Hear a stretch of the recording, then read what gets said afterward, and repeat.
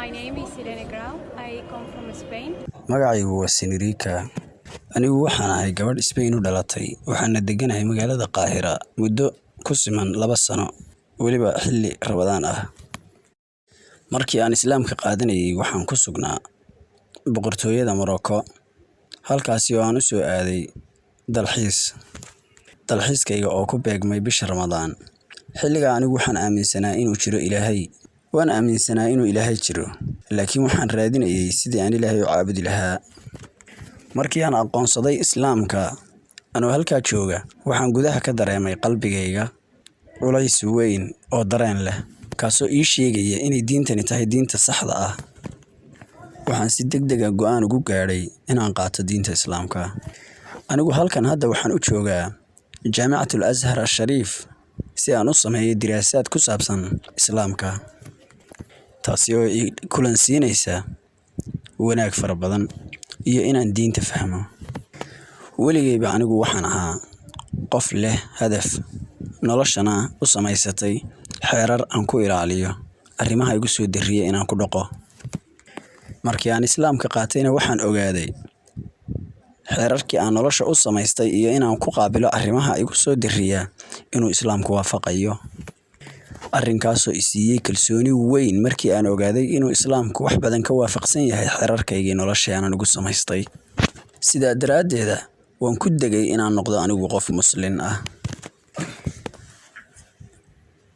Su'aal: ma jirtaa fariin aad u gudbinayso dhalinyarada adduunka ama dadka si aad ugu sheegto inay diintan Islaamku tahay diinta saxda ah? Ama maxay tahay fariinta aad u dirayso dadka? Fariintayda aan u dirayo dadka waxa weeyaan dad yahow inaad ogaataan diintan sida saxda aad u fahantaan. Waayo mar kasta oo ay dad wax samaynayaan, waxyaabahaasina aysan ka turjumayn wixii asalka ahaa, xaqiiqada ayaad ka fogaanaysaan. Waa inaad gaadhaan risaalada uu sido Islaamku ama fariinta uu sido Islaamku ee tooska ah. Ha dhegaysanina wararka ay saxaafadu sheegayso, waayo arrintaasi Islaamka waxba kuma aha.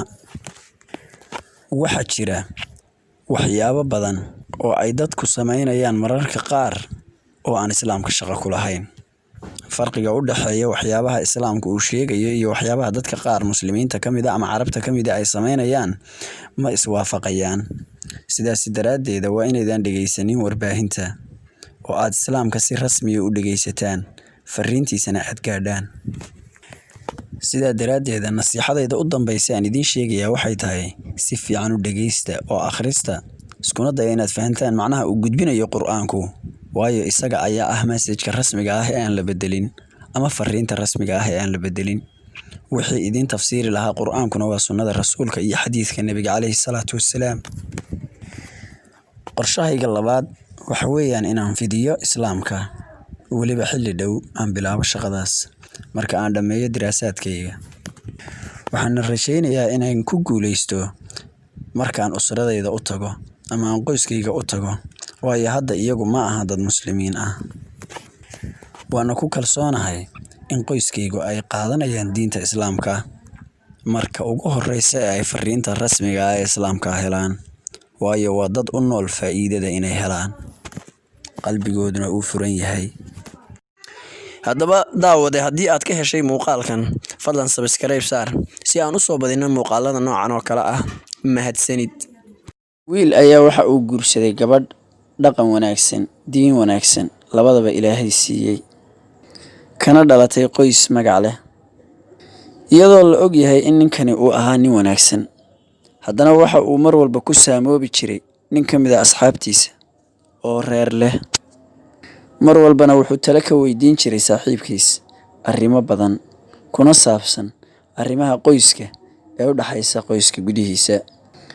Ninkani se nin xun ayuu ahaa wax la weydiinayaa.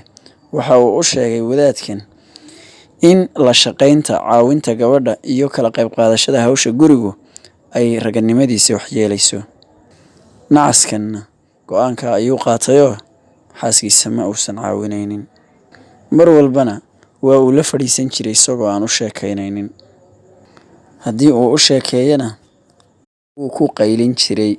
iyaduna mar kasta waxa ay isdareensiin jirtay wanaagyadii hore ee soo dhex maray labadooda, waxayna ilaawi jirtay xumaha uu hadda ku kacayo.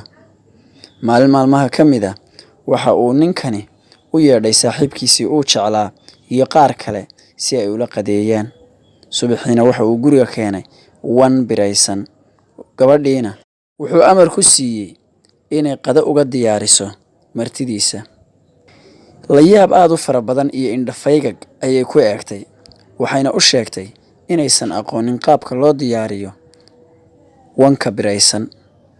Guriga hooyadeedna inaanay ku soo baran bay u sheegtay shaqadaas.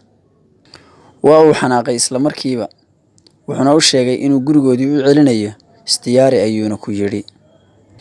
Waxay isku dayday inay xaaladdan ka beddesho oo ay dejiso, laakiin nin meeli u caddahay meeli ka madoowe waa uu ku adkaystay. Markii uu wiilkii gabadhii gurigii geeyeyna, odaygii wadaadka gabadha dhalay oo nin alla ka cabsi badan ahaa waxa uu ku yidhi, alaabtiinnii waatan waa laydiin soo celiyey. Isagoo oo dheeldheelaya ayuu wuxuu ku yidhi, gabadhiinnu ma taqaano wanka la soo qalay sida loo kariyo. Aniguna iyada dan kama lihi ilaa ay barato sida cuntada loo kariyo iyo xeerarkeeda. Sidaa daraaddeed haysta.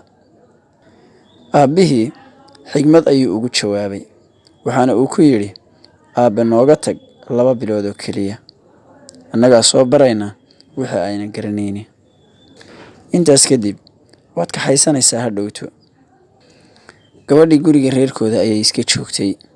Ninkiina markuu ayaamo yar gurigiisa cidlada ahaa joogay, waxa uu dareemay khaladka uu galay, waxaana uu guda galay inuu dib xasuusto qallafsanaantii uu kalgacaylka ku waajihi jiray, adaygii uu jileeca gabadha iyo wanaaggeediyo birigeeda ku qaabili jiray, dadnimo xumadii uu kula dhaqmay gabadha. Weliba markaasoo uu hubsaday saaxiibkiisii kula telin jiray waxa xun in xaaskiisii laga furay, sababtoo ah si xun ayuu ula dhaqmi jiray. Markii uu xaaskiisa u baahdayna ee uu dareemay cidladiina, waxa uu u diyaar garoobay inuu aado gurigii aabbaheed si uu uga soo qaado gabadhii isaga oo yaqaana qiimaheeda. Waa uu xishooday, waxaana uu naftiisa ugu sheekeeyey ciqaabta ugu badan ee ku dhacaysa inay tahay ballanta inuu sugo. Xilligii ballanta ayuu wuxuu u tegey odayga gabadha dhalay, isagoo ka doonaya inuu siiyo gabadhii. Intaan waalidku gudagelin sharaxaadda wixii ay gabadha bareen una sheegin wiilka, ayuu wiilkii warkii qaatay, waxaana uu ku yidhi, aabbo anigu 2 bilood ayaan cidlo joogay, 2daa biloodna waxay igaga darnaayeen 200 oo sano. Waana aqoonsanahay inaan gabadha ka khaldanaa. Ka waran haddii 2 maalmood gudahooda aan go'aansaday inaan soo laabto oo aan gabadhii soo doonto, laakiin waa aan kaa xishooday, iyo iyadaba inaan ka xishooday. Haddana muhiim ima aha inay wax baratay iyo inaysan waxba baranin. Keliya waxa aan doonayaa waxa weeyaan inay guriga ifiso oo guriga ku soo laabato, anoo weliba soo bartay axaadiistii nebiga ee ahayd, ilaahay uga baqa gabdhaha, u tudha quraaradaha, waxaa idinku khayr badan kii idinku khayr badan reerkiisa, anaana idinku khayr badan, reerkaygana anaa ugu khayr badan. Waa lagu farxay warkaa uu siday wiilka dhallinyarada ahi.